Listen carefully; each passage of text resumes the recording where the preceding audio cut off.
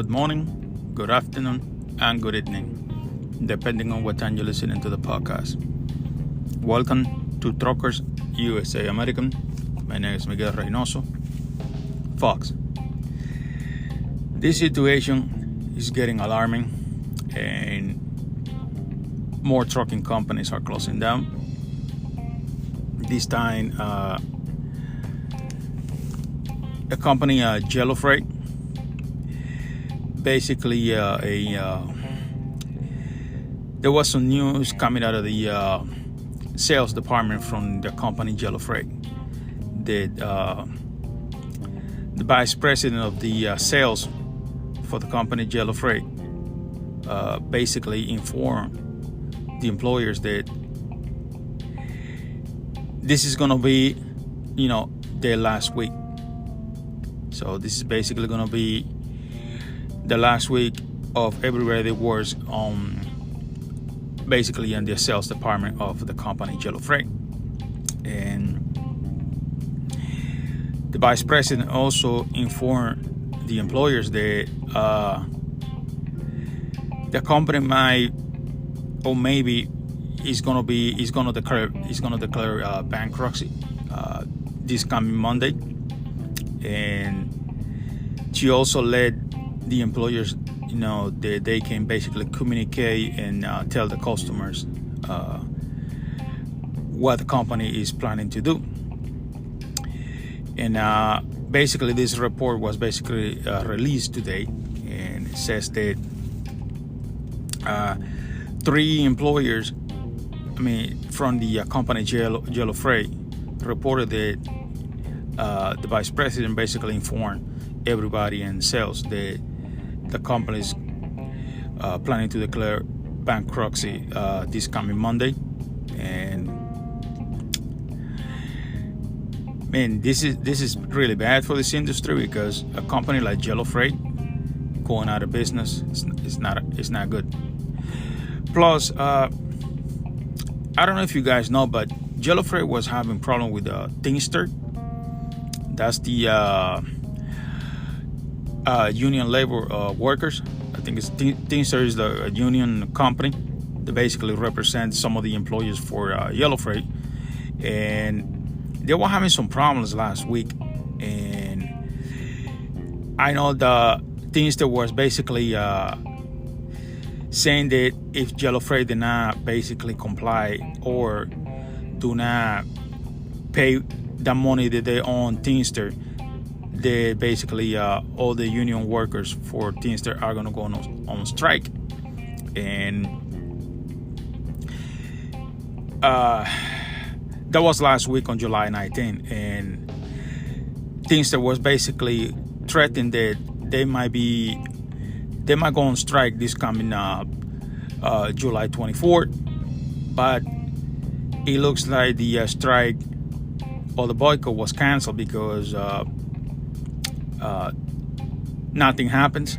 And today also this news basically came out. But last week, Teamster was accusing Yellow Freight they were not, basically they were not paying the insurance company. The insurance premium for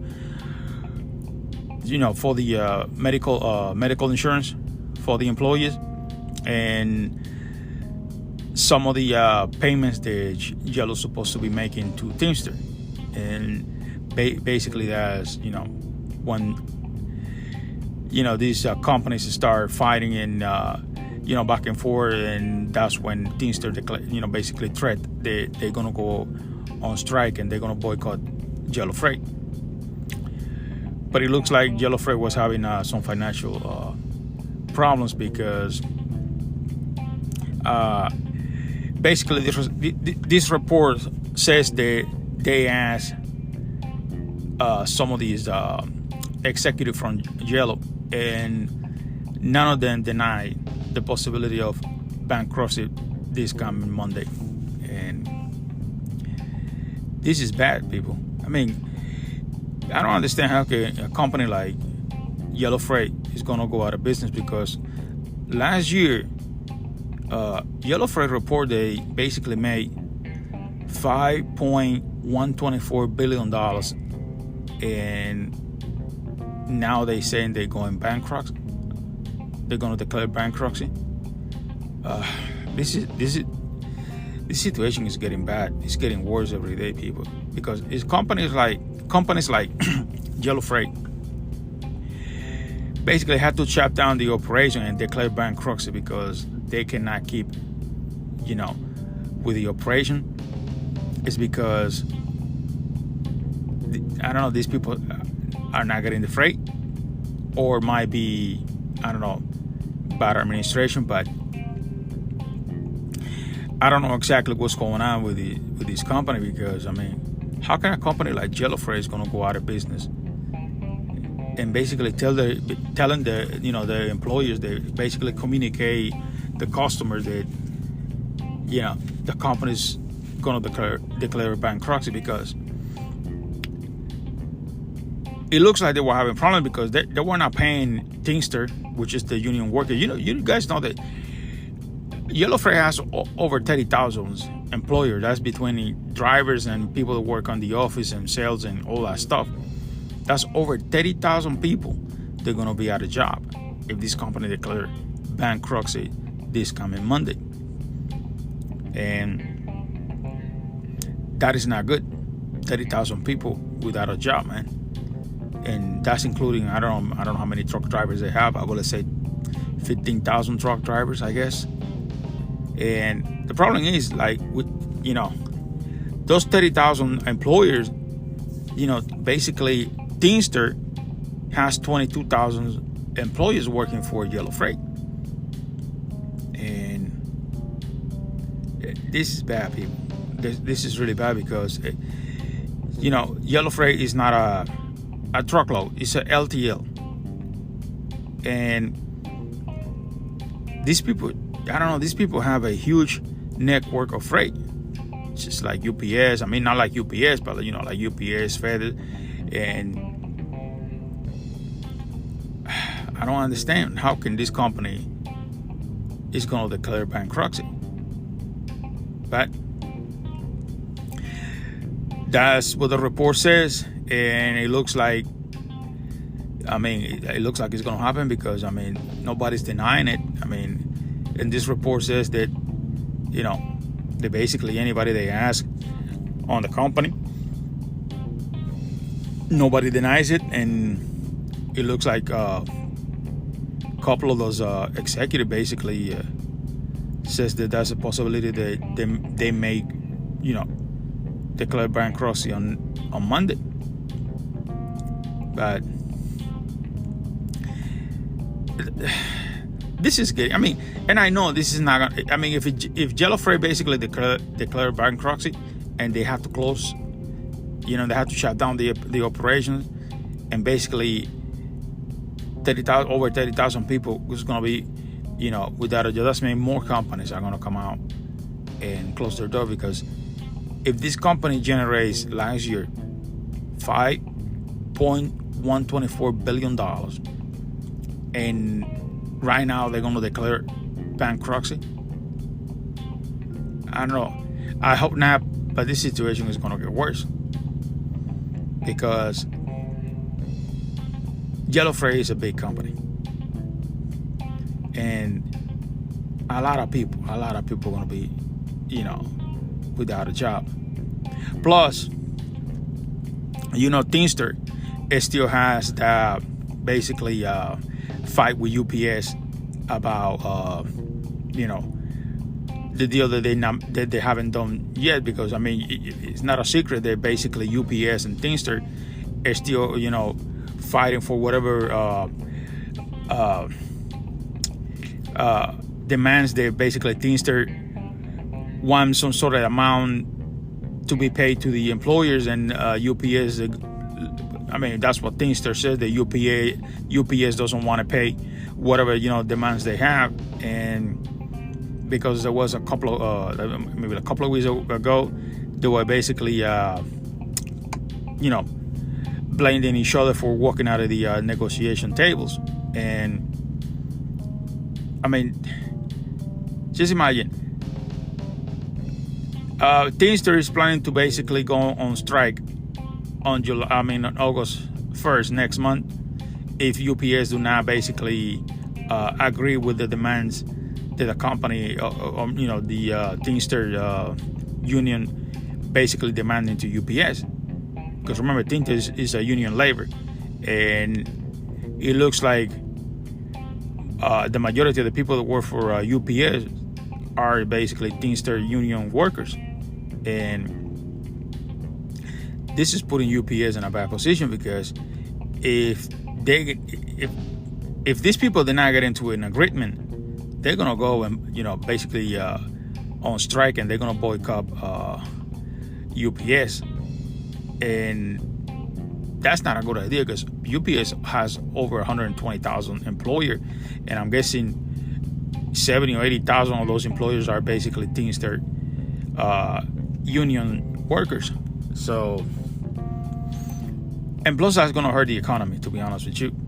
And I hope these people, because they were saying that this week they're going to negotiate, and they're going to go back to sit down and and talk and see what they can do to basically come on to an agreement, because UPS doesn't want these people to go on strike because there's too many there's too many people that they basically don't have to replace, and it's going to be impossible for them to replace all these people before August 1st. So, but this is crazy. I mean, because I don't know what's going on with UPS and Teamster, but I mean, basically, I know you guys. I don't know if you guys read the article that basically, or that news that came out a couple of weeks ago. The Teamster accusing UPS to walking out of the table, and UPS accusing them to walk out of the table, and then Teamster says that how can this multi-billion-dollar company is refusing to basically pay a little bit more to the American workers, and all that stuff. But that's what's going on in this industry. I mean, because if companies like this keep going out of business, I mean, what about people like us? They only have one truck. I mean, because if these people, they operate thousands of trucks, because I think Yellow Freight has over 15,000 trucks. And if a company like this is going out of business, I mean, what's stopping anything for, basically us to go out of business? Because we only operate one truck. If these people are losing freight, that means we're going to lose freight, because these people move partial loads. And those trailers, they have a lot of stuff in there, thousands of dollars. And I mean, this company is going to declare bankruptcy. That's going to be crazy, because I'm telling you, I mean, it's unbelievable. But the reality is here, I guess, because I mean, these people are not going to come out and say, stuff like that, just for saying it. But it looks like basically Yellow was having problems, because if they're not paying for the insurance premium, I mean the medical insurance for the employers, and basically they were behind in payments that they're supposed to pay the union worker Teamster, because I guess that's the reason these people are trying to go on strike or boycott Yellow Freight. So that means this company was having financial problems. I really don't understand how can a company that generates that much money last year, this year is going bankrupt. So I don't know. Maybe it's because those big executives basically, giving themselves those big bonus check or something. I don't know. That's just me speculating, I guess. But it's not good. What's going on is not good. And I sincerely hope this company do not go, out of service and don't declare bankruptcy, because there's going to be a lot of people without a job. Not good. This is not good. But we can just hope and see what happens, and maybe, I don't know, somehow these people find something, a loophole or whatever that, that says, like, you know what, we're gonna try to fix this, and we're gonna keep operating, and we're gonna, people are not gonna lose their job. I mean, that's just me speculating, I guess. I mean, because I really don't want nobody to lose their job, because I know how it is to be without a job and, not having a paycheck coming in, and, that's not good. That's got to be really, bad. But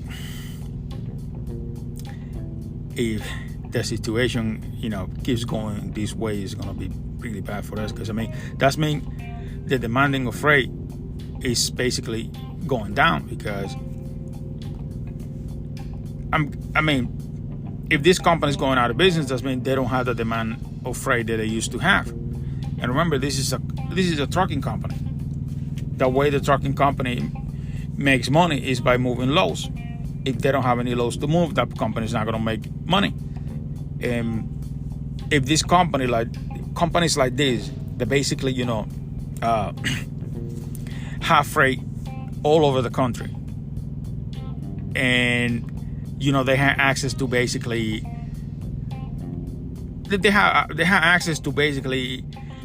good freight that pays, whatever they want or whatever. Because remember, these people move LTL loads, and the volume of freight these people used to move was a lot. Not like us, because, which is basically a truckload. We have to move one load to make money. These people have thousands of staff on those trailers, thousands of dollars, on those trailers. And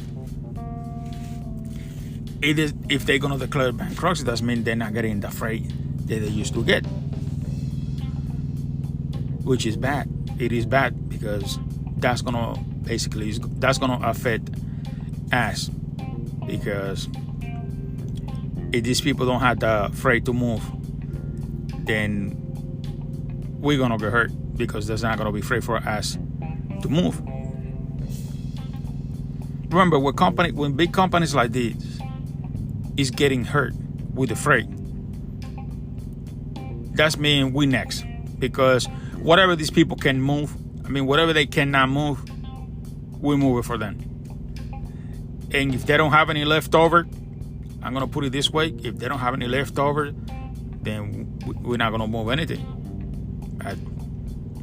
I know some of you guys will be like, well, I don't do dry vans, so I'm a reefer guy, whatever.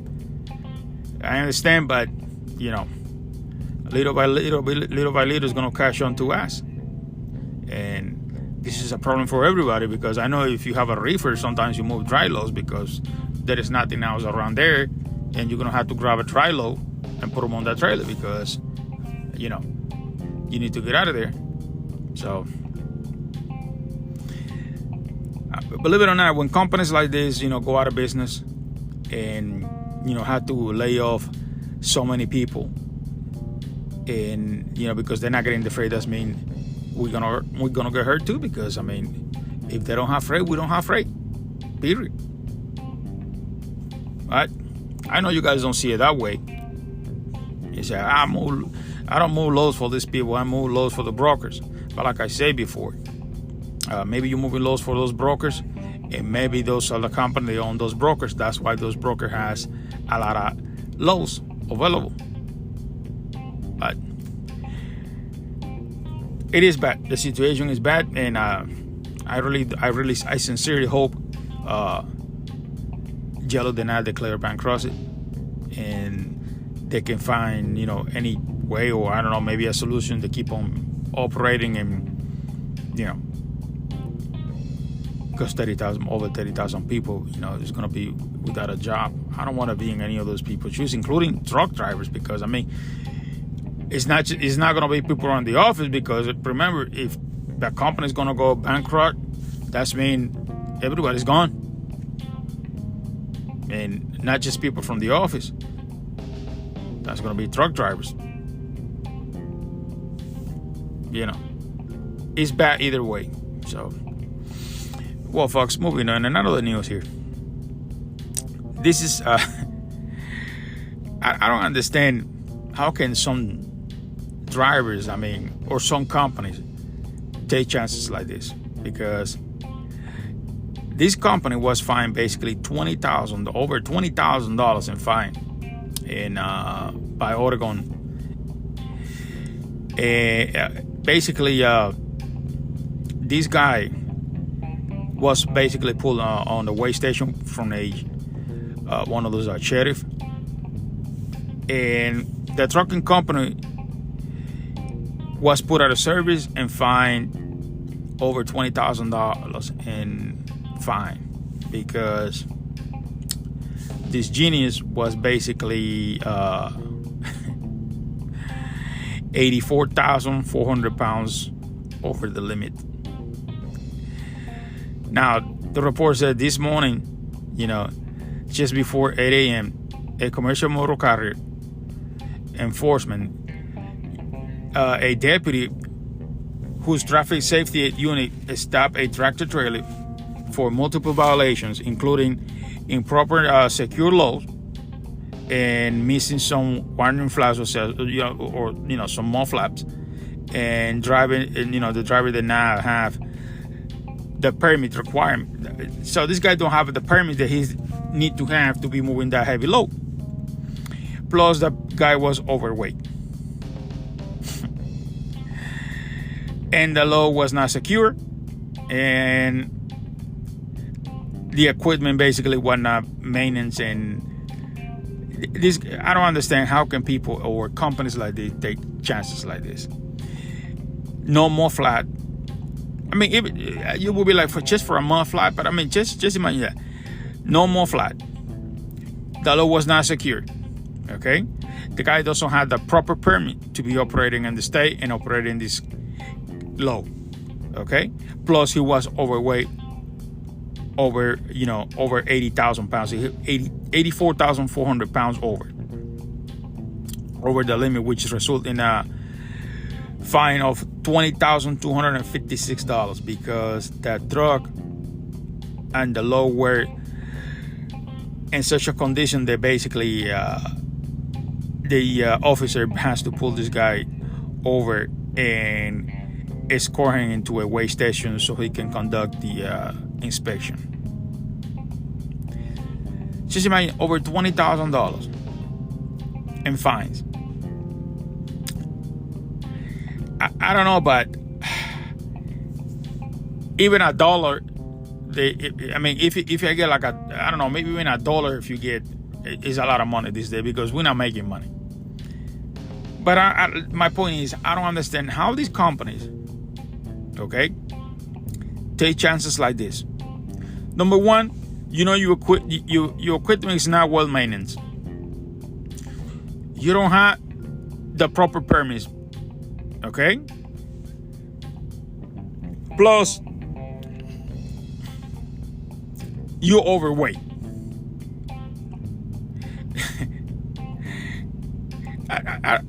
I don't understand. But listen to this. This is the funny thing.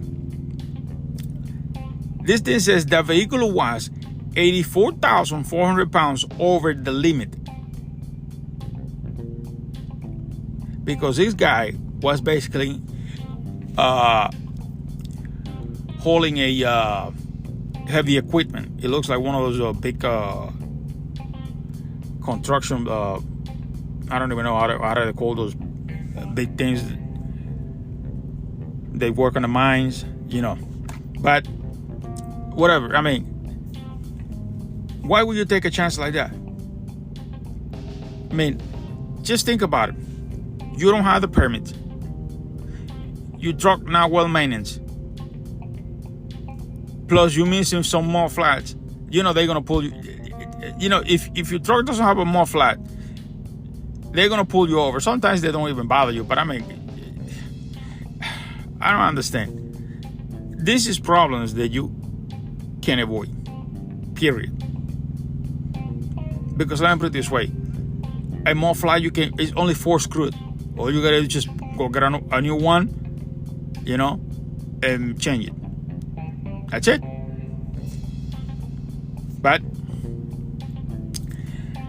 I don't know how some guys operate and how some people, run their business. But I mean, if you're gonna be running a trucking business like this, don't do it.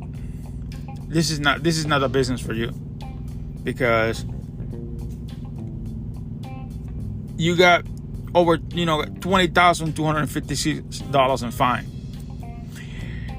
and I bet you that load doesn't pay that much. So plus you're gonna be basically over 84,000 pounds. That's insane. That is insane.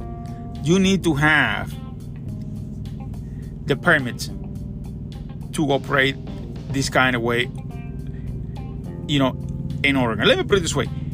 Just to cross Oregon, you need a permit. Okay?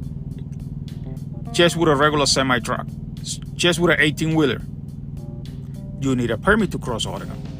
Just imagine hauling a heavy load like this, because this is oversized equipment, and it looks like one of those I don't know how they call these things, those things that you work in a mine. I don't know how they call that thing. It's just like, one of those heavy equipment, and I'm guessing that thing is over 100,000 pounds, more than 100,000 pounds, because it's one of those big machine that works on the on those mines. So you don't have the permit, you overweight. I mean, I sound like a broken record right now, but come on, guys. If you cannot do this, just don't do it. Don't take chances like this, because this is the thing that basically gonna cost you money. It's gonna put you out of service, and you're gonna end up getting all these fines. And I don't know which one of you right now has $20,000 to spend in tickets, because I don't have that money. So, but there's always somebody somewhere, thinking that they're gonna outsmart everybody up there, and then they get caught, like this guy. Because the thing is, you might think you might get away, or maybe you did a couple of times and you get away, but then there's gonna be the point that they're gonna crash onto you, and then what? Then you screwed. And then you're gonna end up getting all this fine, and probably you don't have the money to pay. You basically you messing your life. You messing up your life, because what is the point of doing something like this if you don't have the equipment and you don't have the permits? And it's just, I don't understand how can some guys. Let me put it this way. Before I enter Oregon, I buy the weight permit that I have to get into the state. Okay? Before I cross the state, I buy it, because number one, if you don't have that, you're not going to be able to purchase fuel. You need to have that number so you can purchase fuel. Okay? And number two, I don't know if you guys went into those websites and read all the stuff, but you can easily get $2,000 fine just for not having, the Oregon permit to cross the state. Some cases they give you $400. Sometimes they don't even bother you, because the guys let them go. But there's always somebody somewhere. It's a rookie or new, or somebody that says that, nobody's gonna do anything because I'm here. Because remember, the worst thing that can happen is somebody that basically used to be bullied by everybody in school, and then he becomes a officer. Now he thinks he's Rambo, and he's gonna do whatever he can to basically mess up your day. You're giving these guys excuses, and he gonna take that excuse, fine, because that's what he wants. He wants any excuse to give you a ticket, put you out of service, because this guy was put out of service, and the company has to send, somebody that was basically trained and they had the permit to move this load, because the company did not have the permit to move this type of load. This type of load. And to get into situation like that just to make a couple $100, not safe. I won't do it, period. I will not take any chances like this, because what you're doing is basically putting the rope in your neck. So, well, folks, another thing here.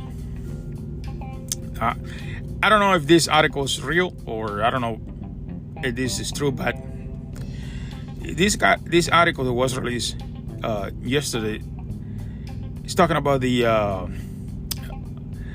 basically the truck dealership and the financial companies, or the bank that lend money to people to buy equipment and stuff like that.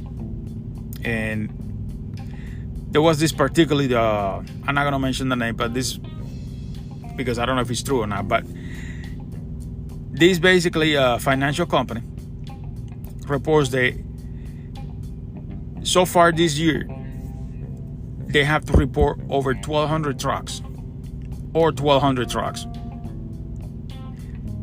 because people were not able to make the payments, and they were forced to report the trucks. And the report says that the company saying that maybe by the end of the year or before the end of the year, they're expecting to report another 500 to 600 trucks. And they probably went on that report over 2,000 trucks this year. Now, if this is true, to be honest with you, that's a lot. Because if this company has to basically report all this equipment, this company is going to go also bankrupt. That bank is going to go bankrupt, because 1,200 trucks so far, that's a lot of money these people lost. Because believe it or not, if you had to report even a car, if you had to report a car, the bank is losing money. That's losses for the bank. Just imagine 1,200 trucks. And I'm guessing some of these trucks are over $50,000 alone. That's a lot of money. And if this company are reporting all these trucks from the owner operators or companies or whatever, this is crazy. That tells you that the situation that we're going right now, it is crazy, because the situation put a lot of guys in a position they're not going to be able to, some people are not even able to pay, the mortgage. They're not able to pay any, they're not producing the money to pay for anything. And the other thing is, Fox, the problem is some of these guys had these high payments, because I know some of these guys pay over $4,000 a month. Okay, and the way this industry is right now, with the freight prices, and the market values keep going down, and the inflation is keep going up, and nobody's making money. To have this type of monthly payment or weekly payment, whatever, that's a lot of money. Right now, you cannot afford to pay $1,500. Let's say $2,000 a month. If you pay $2,000 a month in your truck, you're struggling. And you guys know, because you guys are making the money. Just imagine you had to pay over $4,000 a month just for your truck payment. Just truck payment. Okay? Just imagine that. Plus insurance. Plus your personal bills. All the other permits you have to pay. Taxes. You know, you have to put money on the side for maintenance and all that stuff. Little by little, these things add up. And of course, it's going to be a point you're not going to pay anything. And then the bank is going to come and repo the truck. Now, in this situation, nobody's winning because everybody's losing, because you lose your truck, the bank is going to lose money. You cannot buy another truck because your credit is already messed up. Now, the dealer is losing money because they're not selling. Like also the report says is that some of these dealership, the truck dealership, some of them are only selling one truck a month. Like I said before, I don't know if this is accurate or true, I don't know, but if this dealer, this truck dealership are only selling one truck a month, I don't know how they're going to survive. Because how are these people going to be able to pay, whatever they have to pay? Because, they have to pay for the lot if they don't own the lot. They're going to have to pay for the electricity, water, whatever, all that stuff. And just selling one truck a month, I don't know. That is, just to think about it, is crazy. Because how the guys that work on those places, the sales guys, are making a living. I know some of those places that sell trucks that have a mechanic shop on the side, and they sell parts, and they have all the stuff they can do so they can survive. But what about a truck dealership that only sells trucks, that don't have anything else? Just to think about it, man. And to be honest with you, now that I remember, I passed a couple of places that I used to see a lot of trucks sitting over there, and now that I remember, there wasn't that lot was empty. There was no trucks over there. I don't know if he moved. Maybe he moved someplace else. I hope he then went out of business, because But this is the situation right now, people. A lot of people are losing their equipment because they're not able to pay, because we're not producing the money to pay for the equipment. And then you guys getting into those trucks that you have to make those high payments, and you're not gonna make it like that. Nobody's gonna make it. If you have to pay over $4,000 for your equipment and you're only producing, $10,000, of course, you're not gonna make the money. And this is the reason why some drivers are not going home. They're staying out here for months, because that's the only way they're gonna be able to keep, their equipment. Because they know that moment he goes home, that's gonna put him in a hole, and he probably get in that hole, and it's probably gonna mess up everything, and he's not gonna be able to keep the payments or anything. But then you have to think about, what about if the truck breaks down, and then you put it on the shop, and the check says, well, it's gonna take like 2 weeks to fix it. Now you're screwed. And I know, because I've been in that situation. I know how it is to be in that situation. I know. But, well, another thing here, folks. They were doing this survey. I love watching this thing. And the survey was like, if you leave the trucking industry right now, what would you do? Would you become working in an office, management, recruiting people for the trucking industry? And 79.31% vote that they will leave the trucking industry and never come back. Now, 9.2% vote, I go work in an office.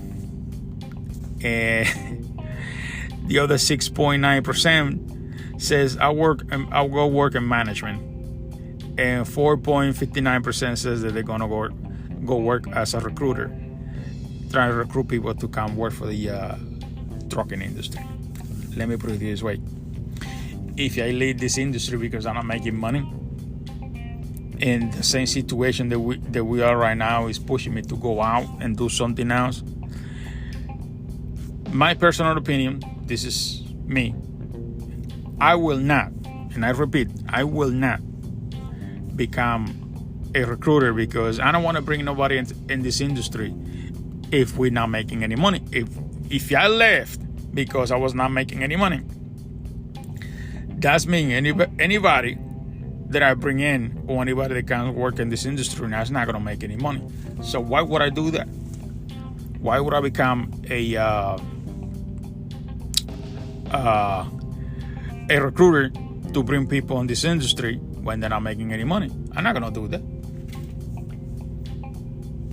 Somebody wants to do that, fine. I'm not doing that. And to work in an office, let me put it this way. I hate to be stuck, and I used to work in an office. I don't like it. I just don't like to be in an office because, and I know some of you will be like, well, yeah, I know it's hard to work in an office when you have a boss. When I was working in the office, I don't have boss. Let me put it this way. And I hated it. But I started doing this, and at the beginning was okay. You go to places, but then it gets to a point that this job is gonna get to you. Now I'm doing it because of the money, or I was doing it because of the money. Right now, I don't know if I'm gonna be able to keep on doing it because there is no money. Right now, there is no money in this industry, and this is nation. I guess this is worldwide, because I know truckers in Europe are not making money, truckers in South America are not making money, and here in US, same thing in Canada. I don't know anything about Africa. I haven't heard anything, but I'm guessing also the truck drivers in Africa are not making money. If we're not making money, I guess they're not making money either. In Asia, I don't know, but I guess they're not making money either. I guess this thing is basically worldwide, right? But if I leave this industry because I'm not making money, I'll be honest with you, I will try the best I can not to bring anybody in this industry. Period. And the other survey they did was like, they were asking like, how's your relationship with your driver manager or your dispatch? I can answer that because I don't have dispatch. I am my own dispatch. But I was looking over here that 73% of the people answered they not get along well with the dispatch. There is no communication, and they basically not stand each other, because there was a guy that says that I hate calling my dispatcher because he's an idiot. He doesn't know what he's doing, and sometimes I had to explain what I need.